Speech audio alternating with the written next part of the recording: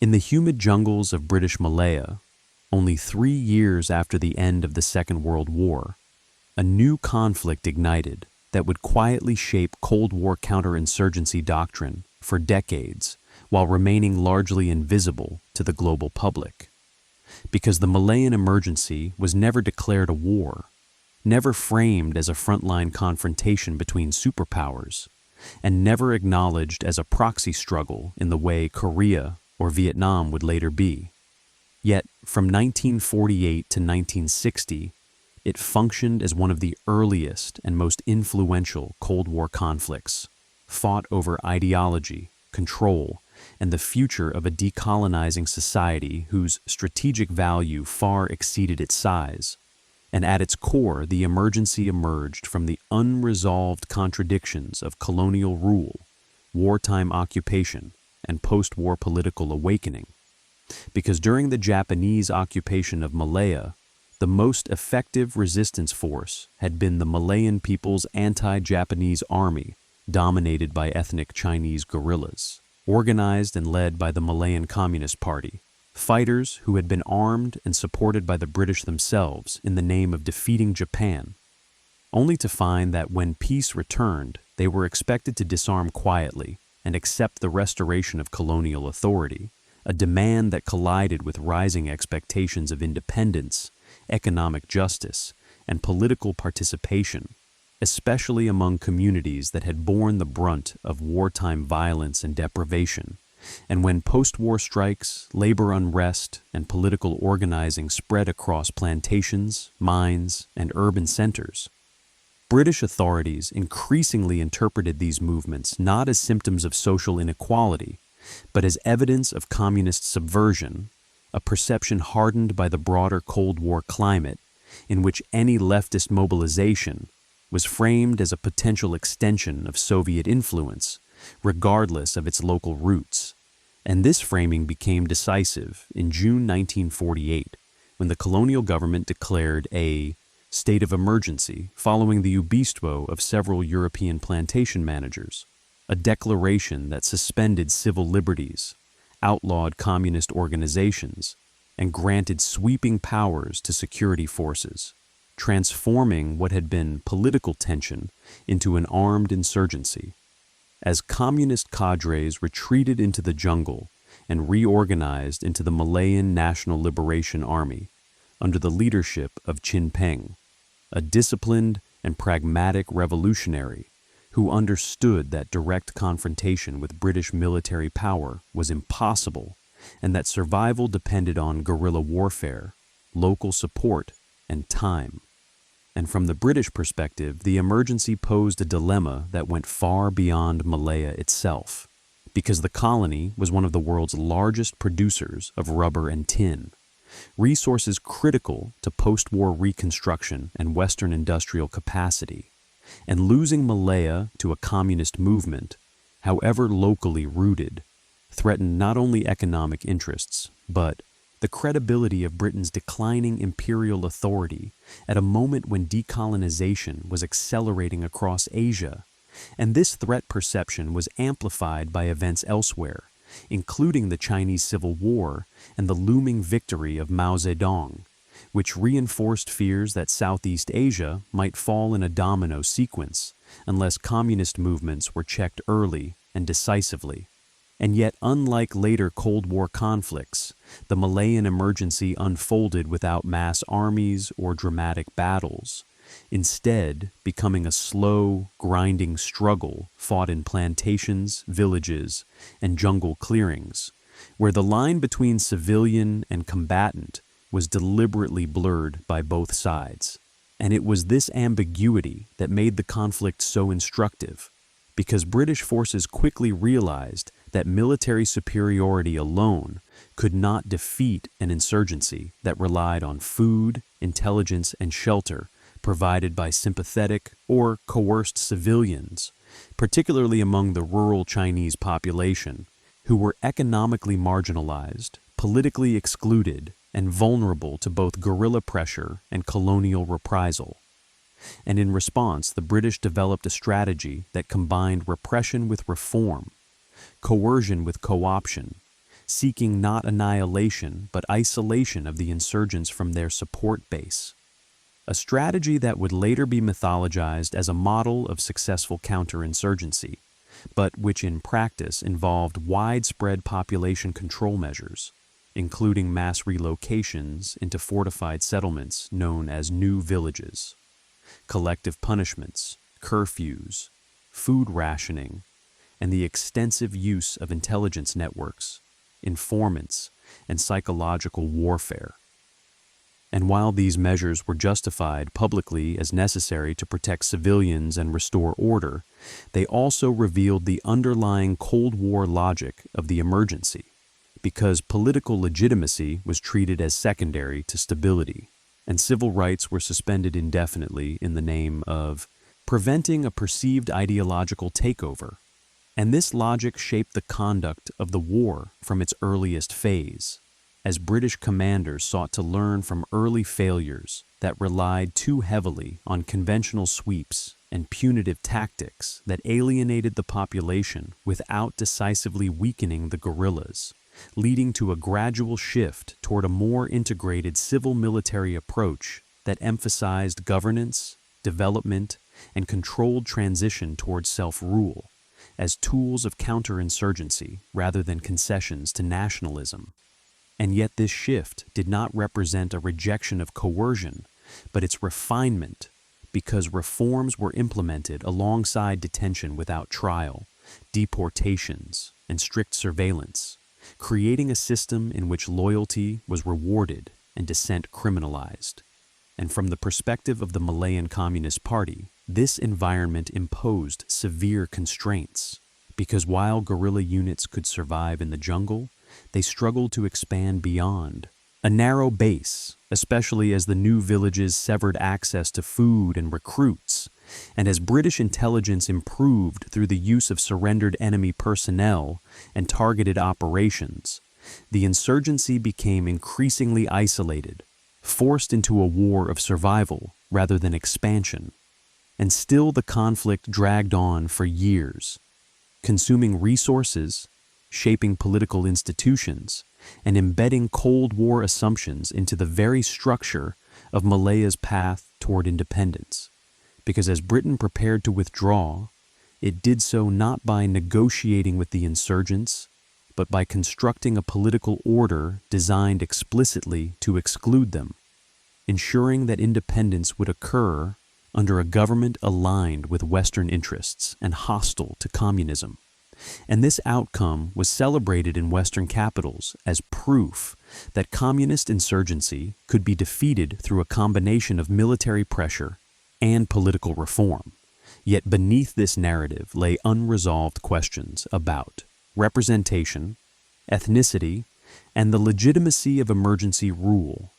questions that were deferred rather than resolved by the war's conclusion. And as the emergency entered its later phases, it became clear that Malaya was serving as a laboratory for Cold War counterinsurgency, where techniques developed under colonial authority would later be exported and adapted elsewhere,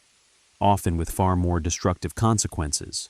demonstrating that the Malayan Emergency was not a peripheral colonial conflict, but an early template for how the Cold War would be fought in the shadows, through controlled violence, managed political transitions, and the systematic shaping of post-colonial states to fit a global balance of power defined not by ideology alone, but by fear of its spread.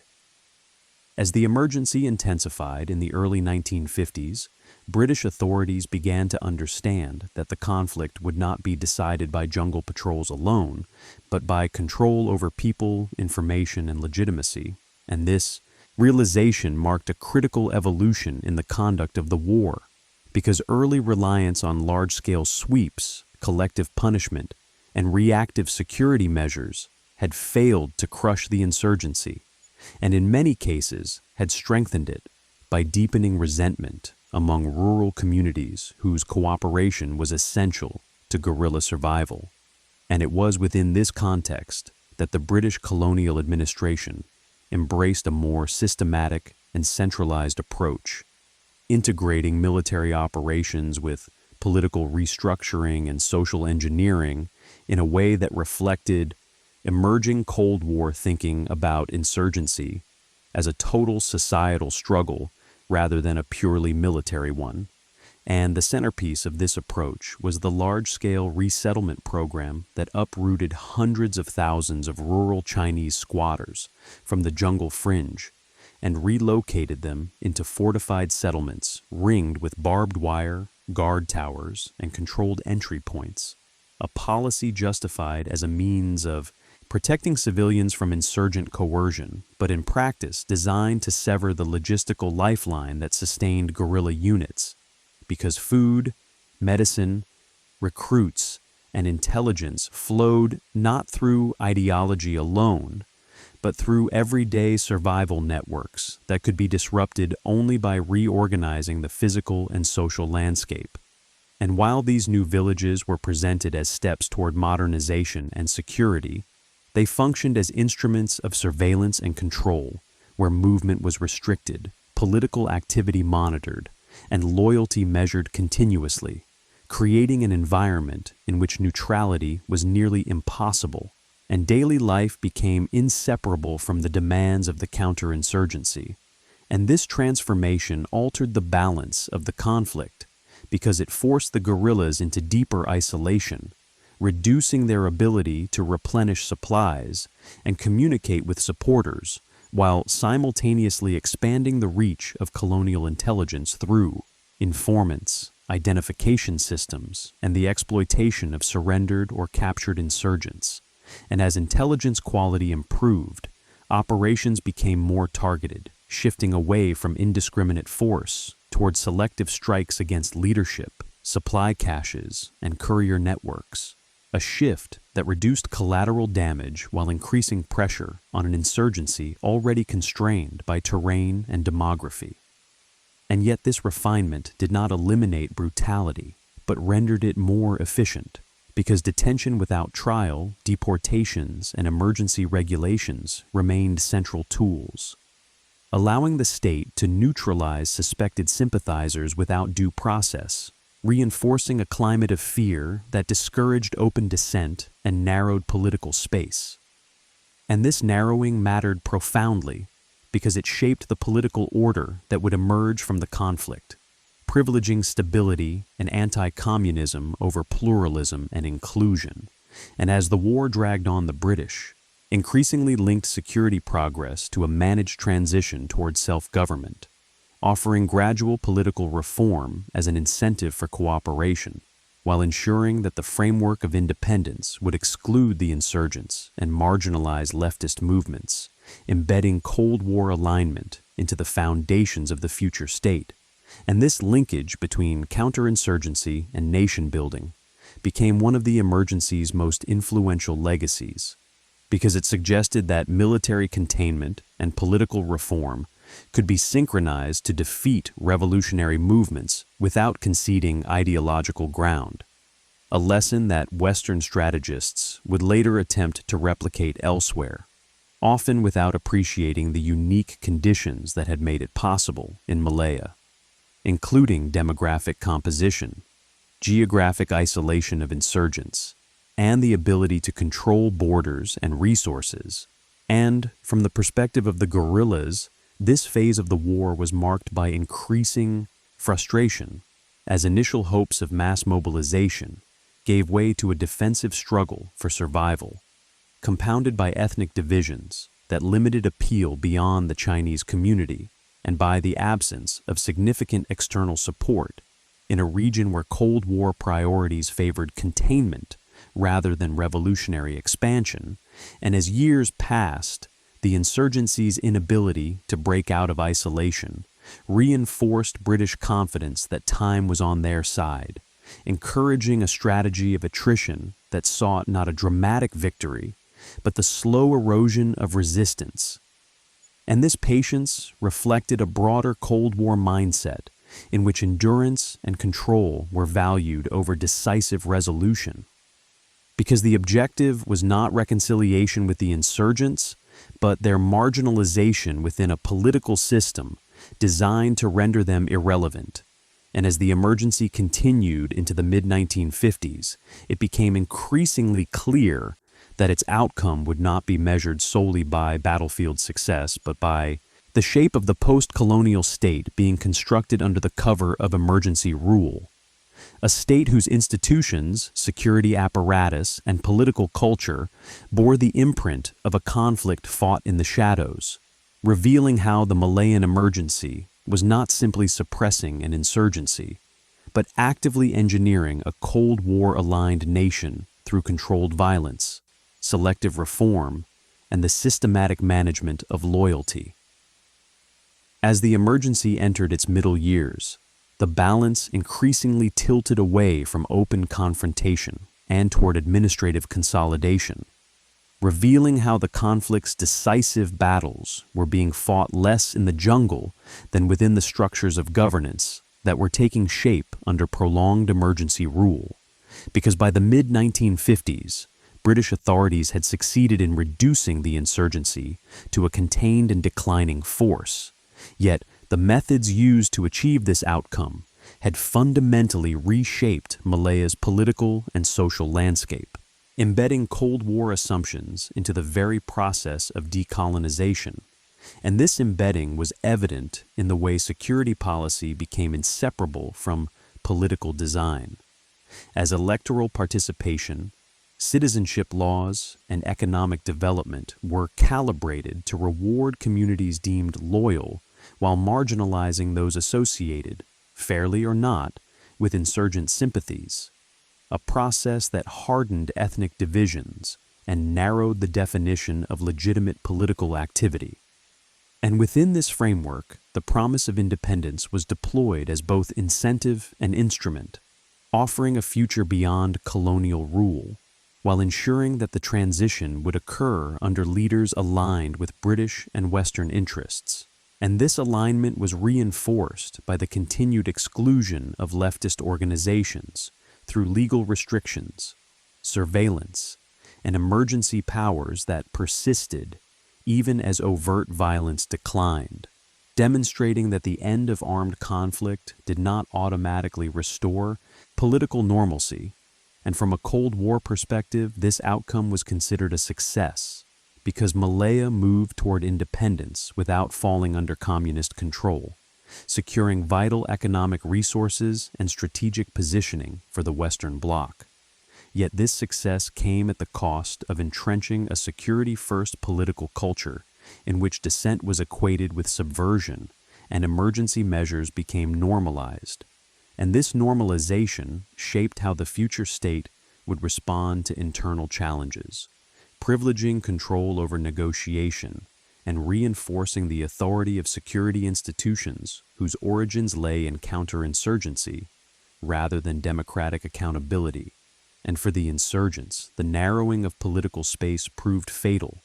because as violence receded and daily life stabilized in the new villages, support networks eroded not through ideological defeat,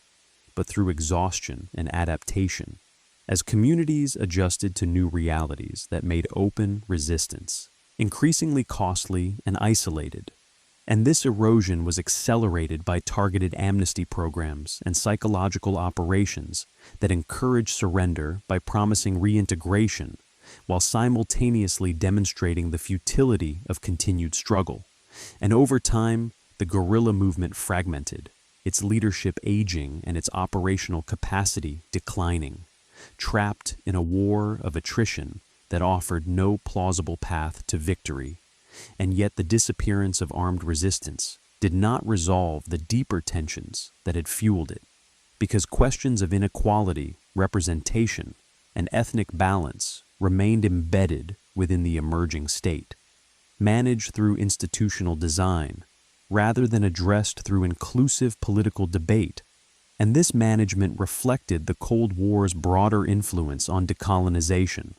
where independence was often engineered to ensure alignment and stability rather than to resolve underlying social contradictions. And as Malaya approached formal independence in 1957, the emergency remained officially in place, a reminder that sovereignty would be granted within a framework defined by security imperatives rather than popular reconciliation. And this sequencing mattered because it meant that the new nation inherited not only institutions but assumptions forged in conflict,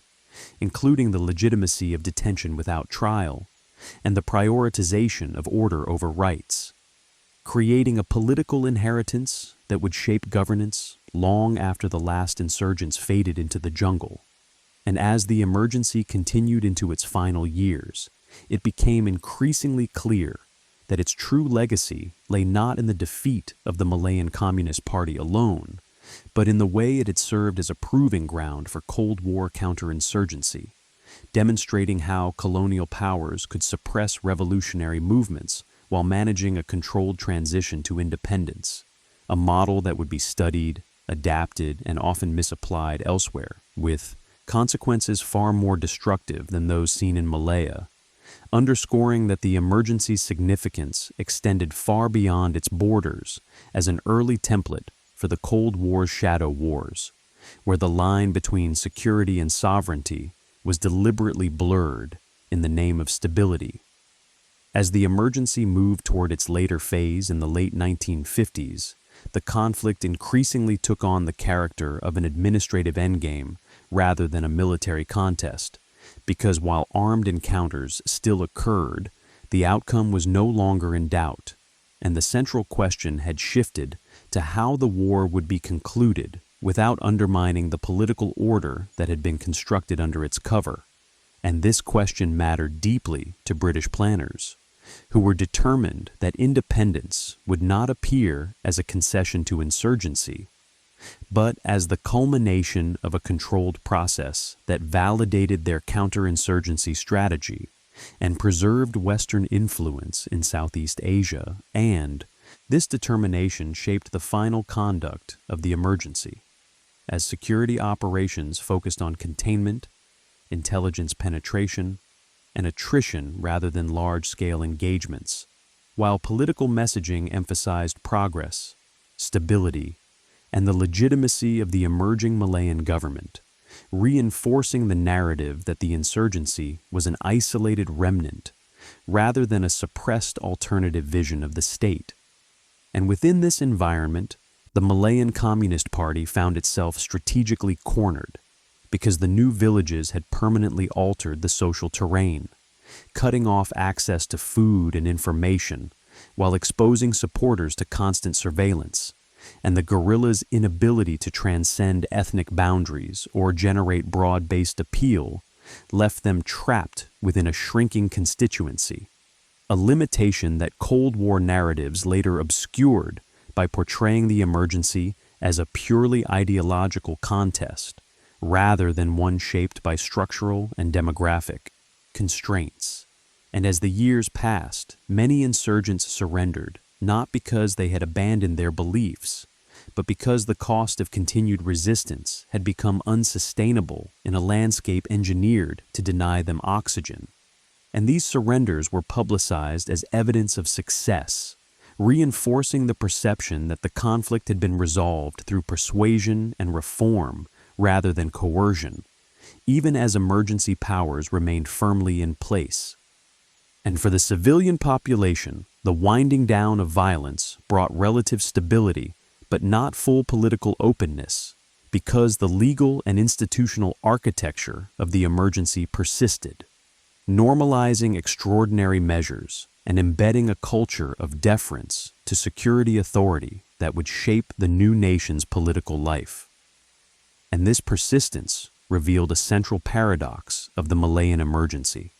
that it was declared over, not when emergency rule ended, but when it was no longer needed to suppress armed resistance, allowing the state to carry forward many of its mechanisms under the guise of normal governance. And in Cold War terms, this outcome was celebrated as a textbook victory, demonstrating that communist insurgency could be defeated through a combination of military pressure, social control, and managed political transition. Yet this celebration masked the degree to which success depended on conditions that were not easily replicable elsewhere. including the ability to isolate insurgents geographically, the absence of significant external support for the guerrillas, and the willingness of a colonial power to restructure society through mass relocation and indefinite detention. Tools that later counterinsurgency campaigns would attempt to emulate without the same constraints or outcomes. And as Malaya formally became the independent Federation of Malaya in 1957, while the emergency continued officially until 1960, the sequencing underscored how sovereignty itself had been shaped by the conflict, granted within a framework designed to exclude revolutionary alternatives and align the new state firmly within the Western Bloc. And this alignment carried strategic significance far beyond Malaya, because it reassured Western policymakers that decolonization need not entail ideological loss, reinforcing a Cold War approach that prioritized controlled transitions over inclusive settlements. And in this sense, the final years of the emergency were less about defeating an insurgency than about consolidating a political order forged in conflict, ensuring that when the emergency was finally lifted, it marked not a return to pre-war normalcy, but the normalization of a security-centric state whose origins lay in a quiet but formative Cold War war fought in the shadows of empire. As the emergency officially drew toward its conclusion in 1960, the end of armed resistance did not signal a clean break from the conflict, but rather confirmed how thoroughly the war had been absorbed into the structures of the new Malayan state, because the lifting of emergency regulations occurred only after the insurgency had been reduced to a marginal presence incapable of challenging the political order that had emerged under prolonged security rule. And this sequencing was deliberate, ensuring that peace would be declared on the state's terms, rather than through negotiation or reconciliation. And this mattered because it defined the meaning of victory not as mutual accommodation, but as the elimination of an alternative political project, a definition deeply shaped by Cold War imperatives that equated leftist mobilization with existential threat.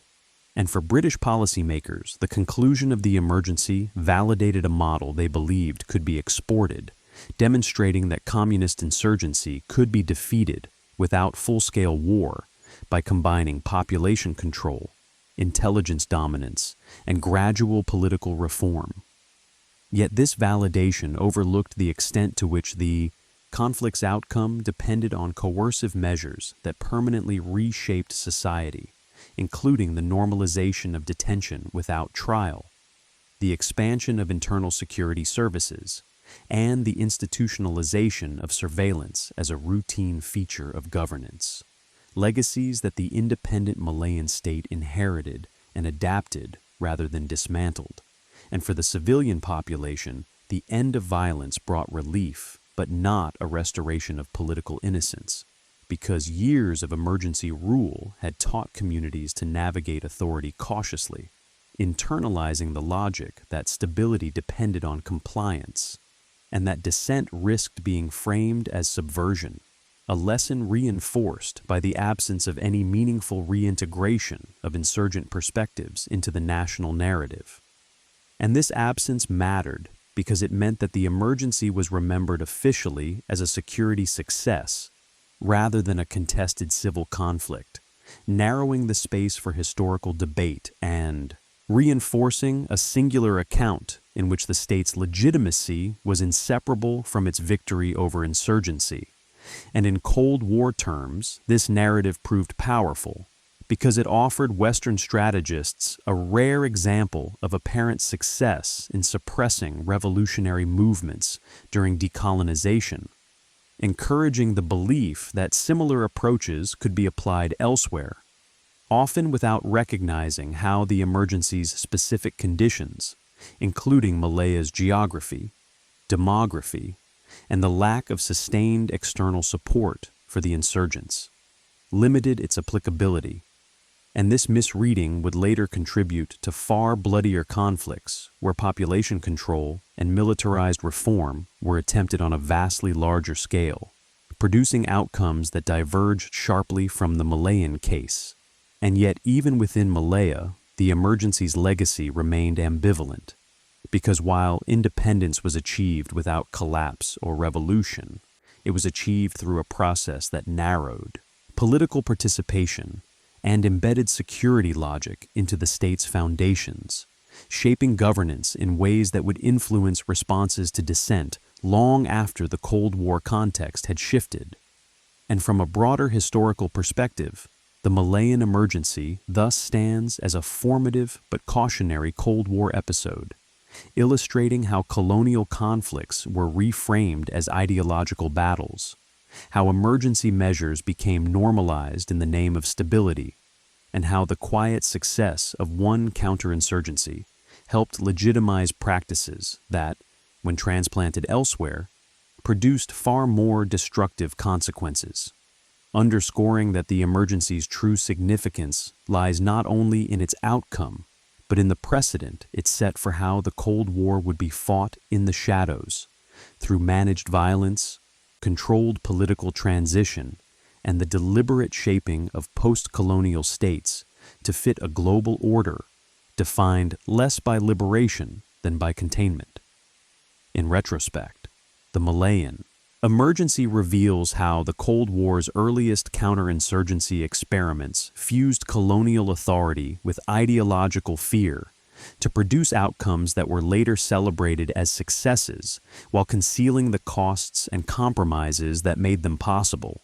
because the conflict was resolved not through reconciliation or ideological persuasion, but through the systematic isolation of an insurgency and the construction of a political order designed to render it permanently irrelevant. And this construction depended on emergency powers that blurred the line between wartime necessity and peacetime governance, embedding a security-first logic into the institutions of the new state. And from a Cold War perspective, this outcome appeared ideal, as Malaya transitioned to independence without aligning with communism and without descending into prolonged civil war, preserving Western access to strategic resources and demonstrating that revolutionary movements could be contained during decolonization. Yet this apparent success masked the degree to which legitimacy had been managed rather than earned, shaped by controlled participation and the exclusion of alternative political visions. And this management mattered because it influenced how independence was understood, framing sovereignty as compatible with inherited emergency structures rather than as a rupture from them. And for Western strategists, the emergency became a reference point, studied and mythologized as a model of hearts and minds warfare,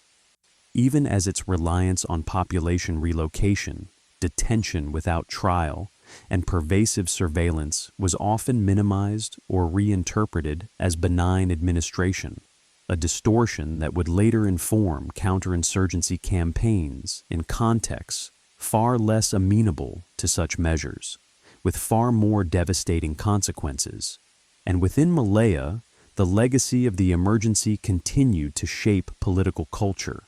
reinforcing deference to authority and suspicion of radical politics while limiting the space for historical reckoning with the conflict's coercive dimensions. And this limitation reflected a broader Cold War tendency to prioritize stability narratives over critical examination, because acknowledging the full complexity of such conflicts risked undermining the legitimacy of states and strategies that had been built upon them. And as the Cold War progressed and eventually ended, the emergency receded from global attention,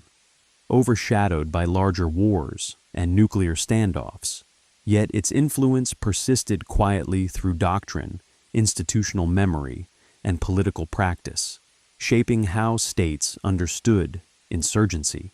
governance, and the relationship between security and freedom. And in this sense, the Malayan Emergency stands not merely as a colonial conflict concluded, but as an origin point for a particular way of fighting the Cold War, one that favored managed transitions, controlled violence, and the careful engineering of post-colonial order, demonstrating how early Cold War assumptions became embedded in institutions whose effects outlasted the conflict itself, leaving behind a legacy that challenges simple narratives of success and forces a deeper examination of how stability was achieved, at what cost, and for whose benefit, in an era defined by fear of ideological loss and the willingness to subordinate political pluralism to the imperatives of containment. As the Cold War receded and new global priorities emerged, the Malayan Emergency increasingly appeared in hindsight as a quiet turning point, whose significance lay not in dramatic battles, but in the institutional habits it normalized, because the conflict demonstrated how emergency rule could be prolonged, refined, and ultimately absorbed into the framework of an independent state without provoking widespread backlash, a lesson that resonated deeply with policymakers confronting insurgencies elsewhere. And this resonance shaped how the emergency was remembered and taught, often stripped of its coercive foundations and reframed as a triumph of administrative efficiency and benevolent reform, a reframing that obscured the degree to which success depended on exceptional measures that curtailed civil liberties and reshaped social relations under the constant pressure of surveillance and control.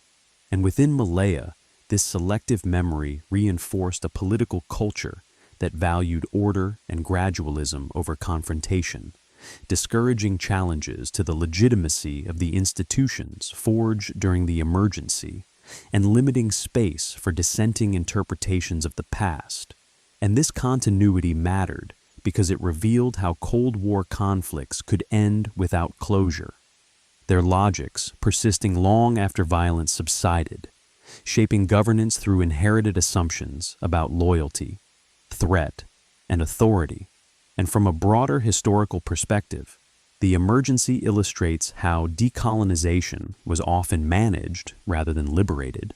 guided by external imperatives that sought to ensure alignment and stability, even at the cost of narrowing political possibility. And this management produced states that were formally sovereign, yet structurally constrained by the security architectures built during conflict,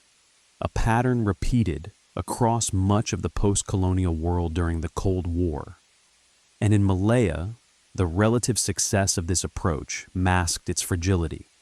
because stability rested on continued economic growth, ethnic accommodation, and the absence of renewed insurgency, conditions that could not be guaranteed indefinitely. And while the emergency did not produce the catastrophic aftermath seen in other Cold War theaters, it nevertheless left unresolved questions about representation, memory, and the legitimacy of emergency power, questions that lingered beneath the surface of national narratives. And as historians revisited the period with greater distance, they increasingly recognized the emergency as both an achievement and a warning, showing that insurgency could be defeated through comprehensive control, but also that such control came at the cost of normalizing extraordinary authority. And in this sense, the Malayan Emergency stands as a microcosm of the Cold War's shadow wars, where outcomes were judged by stability rather than justice, and where success often meant the quiet institutionalization of measures born in fear, measures that outlived the conflicts that justified them, shaping political life long after the last shots were fired and the emergency itself was declared over. In its final legacy, the Malayan Emergency demonstrates how the Cold War's early conflicts established patterns that would define decades of counterinsurgency and state building, because it showed that wars could be won not through decisive battles, but through the slow reconfiguration of society under emergency rule, a process that privileged control over consent and treated political pluralism as a risk to be managed rather than a foundation to be built. And this lesson resonated far beyond Malaya, influencing military doctrine, intelligence practice, and political strategy in conflicts where the conditions that had enabled relative success were absent, leading to outcomes that were far bloodier and far less stable. And yet within Malaya itself, the emergency's conclusion reinforced the belief that security-first governance was both effective and legitimate, embedding emergency-born institutions into normal political life, and discouraging critical reassessment of the methods used to achieve independence without revolution. And this discouragement mattered because it narrowed historical memory, transforming a complex civil conflict into a simplified narrative of defense against subversion, a narrative that justified the continued marginalization of leftist politics and reinforced ethnic and political boundaries established during the war. And from a Cold War perspective, this narrowing of memory was not a failure but a feature, because it stabilized a friendly state and prevented ideological contestation from resurfacing, aligning Malaya firmly within the Western camp at a moment when Southeast Asia was becoming a central arena of superpower rivalry. And in this sense, the emergency succeeded precisely because it limited the range of possible futures, closing off revolutionary pathways while opening a controlled route to sovereignty. And this closure reveals the deeper logic of Cold War containment, which sought not to resolve underlying social contradictions, but to freeze them within manageable political frameworks. And as the Cold War ended and the urgency of ideological rivalry faded, the structures built during the emergency remained, their origins increasingly obscured by time, but their influence still visible in patterns of governance, security policy, and political culture. And this persistence underscores why the Malayan Emergency cannot be understood merely as a colonial episode concluded, but must be recognized as a formative Cold War conflict whose methods and assumptions outlived the war itself, shaping how states confronted dissent and how stability was defined in an era where fear of ideological loss justified extraordinary measures. And it is in this enduring imprint that the true significance of the Malayan Emergency lies, not in its relative quietness or its reputation as a success, but in its role as an early blueprint for how the Cold War would be fought away from the spotlight through managed violence, engineered transitions, and the normalization of emergency power in the name of order. In closing, the Malayan Emergency stands as one of the Cold War's most quietly consequential conflicts because it demonstrated, earlier than almost anywhere else, how decolonization, insurgency, and global ideological fear could be fused into a single strategy that prioritized containment over reconciliation and stability over political openness. And what made the emergency distinctive was not the scale of violence, but the precision with which power was applied. As colonial authorities learned to combine coercion, reform, and controlled political transition into a system that defeated an insurgency while shaping the post-colonial state in advance, ensuring that independence would emerge within boundaries defined by Cold War imperatives rather than popular negotiation. And this outcome was widely celebrated as a success precisely because it avoided dramatic collapse or overt superpower confrontation. Yet that celebration obscured the reality that emergency rule had been normalized, civil liberties suspended for more than a decade, and entire communities relocated and surveilled in the name of security, embedding practices that would persist long after the insurgency itself had faded. And from a historical perspective, this matters because the emergency did not merely suppress a communist movement, but established a model in which legitimacy was engineered, through control rather than consent, teaching future policymakers that political order could be manufactured by narrowing choice and managing participation, a lesson that would be exported, often disastrously, to other Cold War theaters where scale, demography, and external interference produced far greater devastation. And within Malaya, the end of the emergency closed off revolutionary alternatives while opening a carefully managed path to sovereignty, producing a state that was stable, aligned, and economically viable, but also shaped by inherited security structures that limited dissent and constrained historical memory, ensuring that the conflict would be remembered officially as a necessary defense rather than a contested civil struggle. And this selective memory reveals the deeper function of the emergency within the Cold War system, because it shows how certain conflicts were resolved not by addressing underlying social contradictions, but by freezing them into institutional arrangements designed to endure. And as the Cold War progressed, this approach became increasingly common,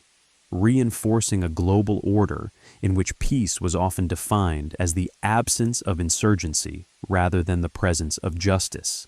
And it is in this context that the Malayan Emergency must be understood, not as a minor colonial episode or a simple counterinsurgency success, but as an early blueprint for how the Cold War would be fought beyond Europe, through quiet wars that reshape societies while avoiding the risks of open superpower confrontation,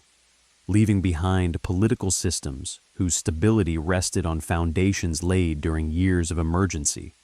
and whose legacies would continue to influence governance long after the ideological struggle that justified them had passed into history.